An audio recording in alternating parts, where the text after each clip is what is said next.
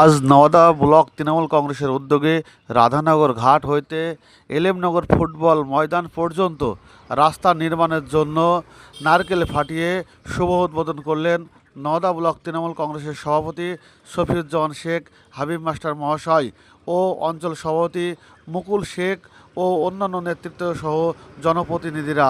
নওদা থেকে বাপি শেখের report, Nowda TV 24।